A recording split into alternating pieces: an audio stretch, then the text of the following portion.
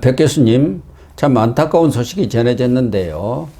장제원 전 의원이 그러니까 지난 31일이죠. 네네.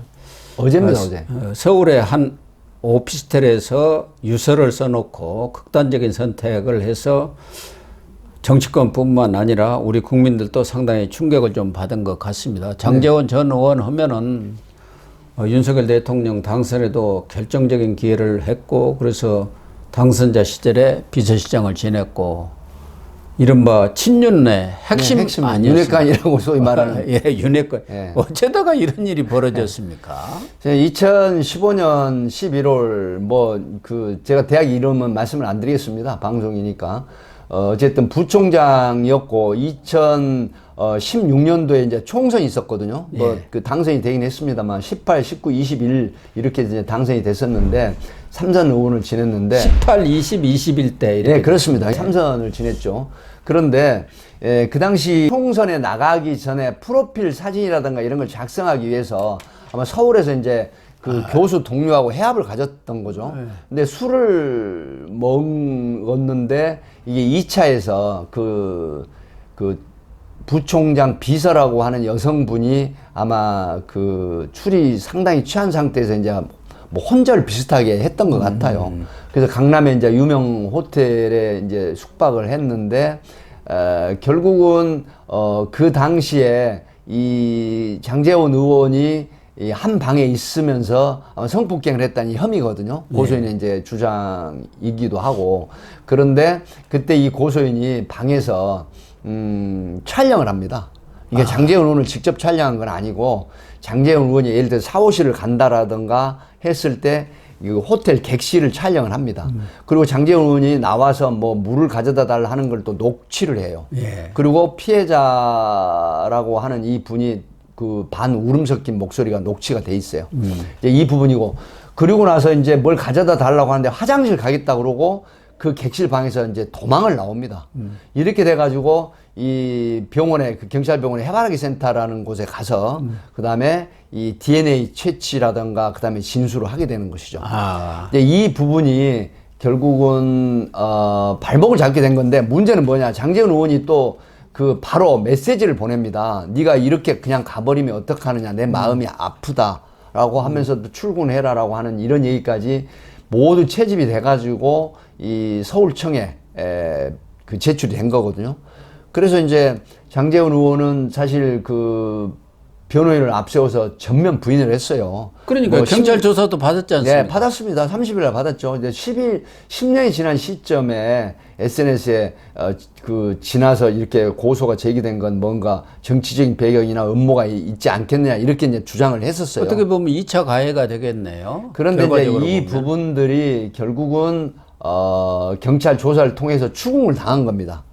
그래가지고 추궁 당한 날 기자들하고 인터뷰를 하는데, 사실 전 걱정을 좀 많이 했거든요. 왜냐하면 장제원 의원하고 방송도 많이 했고, 네, 참 잘 알죠. 개인적으로 예. 참 가깝잖아요. 예, 가깝게 지낸 그런 분인데, 근데 모습에서 굉장히 어두운 빛이 보이더라고요. 아마 경찰의 고소인 쪽에 제출된 그런 자료들을 추궁을 합니다. 보통 수사를 하면. 증거가 있지 않습니까? 네네. 그래서 그 부분을 피해갈 수가 없거든요. 예. 하기 때문에 서울 강동구의 일시 사용하는 오피스텔에서 가족에게만 이 내용을 적은 유서를 남겨놓고 극단적인 선택을 한 게, 밤 11시 반에 이 지인이 연락이 안 된다라는 신고로 경찰에게 발견이 된 겁니다. 그런데 이 여성분은 왜 10년 동안 이걸 그대로 놔두고 있었을 거고, 왜 이 시점에서 또 그것을 폭로를 해갖고 이제 기자회견을 하겠다 당했다고 하는 여성분 입장에서는 그 당시 장제원 의원이 이미 이제 익히 알려져 있지만 아마 2천만 원을 이렇게 제공을 한 것 같습니다. 그래서 장제원 의원 쪽에서는 성값이라든가 이런 여러 가지 형태라고 했지만, 이제 일종의 합의금 형태라고 또 주장을 고소인 쪽에서는 했거든요. 예. 그리고 이제 그동안에 신경정신과 치료도 받았다고 합니다. 그래서 인터뷰 내용을 보면은 굉장히 장제원 의원이 TV에 비칠 때마다 정말 보통 우리가 트라우마라고 하지 않습니까?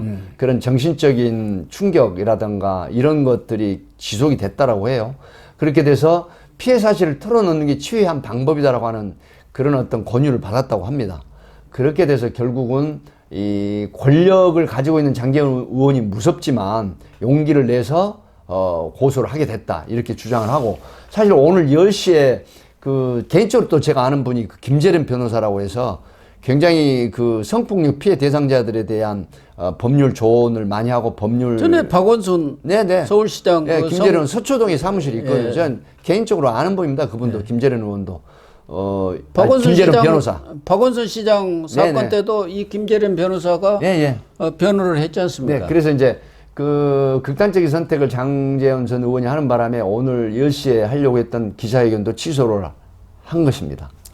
그러면 뭐 장제원 의원이 이런 극단적인 선택을 하고 유서를 남긴 거 보면은 성폭력 행위가 있었던 것만은 뭐 사실로 드러난 것 같네요. 그러니까 여기서 이제 그 성폭력 행위가 있었다 없었다라기보담도 그 당시 피해자와 함께 객실에 묵었던 사실 같은 거, 이건 팩트라고 이제 밝혀진 거거든요. 예. 하기 때문에 경찰이 고소인 측으로부터 제출된 여러 가지 자료들, 그다음에 특히 그 피해자라고 하는 이 여성분의 이 속옷에서 이 DNA가 채집이 된 부분이 있거든요.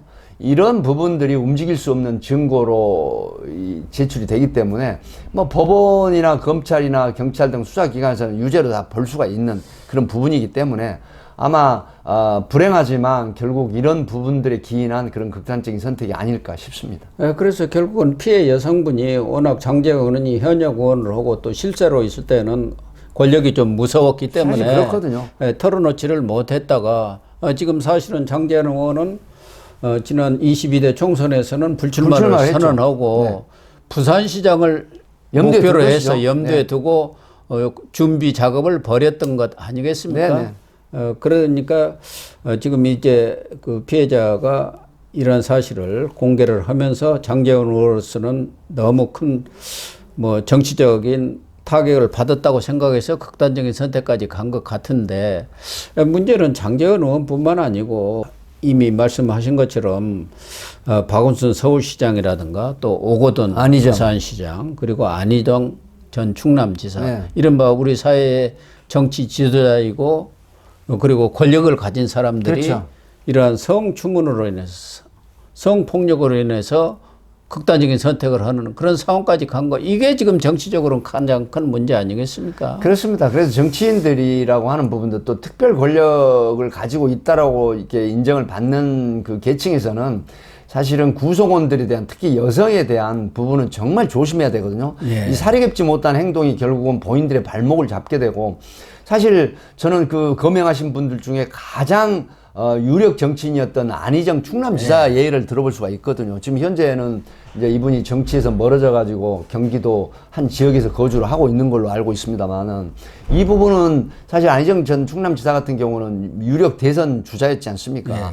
그렇기 때문에 이런 부분들이 여성 구성원에 대한 이런 어떤 성범죄 관련한 부분들이 결국은 본인의 발목뿐만이 아니라 정치적인 매장, 그리고 특히 그 가족에 대한 사회적인 어떤 소외 내지는 매장당하는 이런 부분들이 크거든요. 하기 때문에 정말로 안타깝고 불행한 이런 부분들은 본인들이 자초한 것이다, 이렇게 볼 수밖에 없습니다.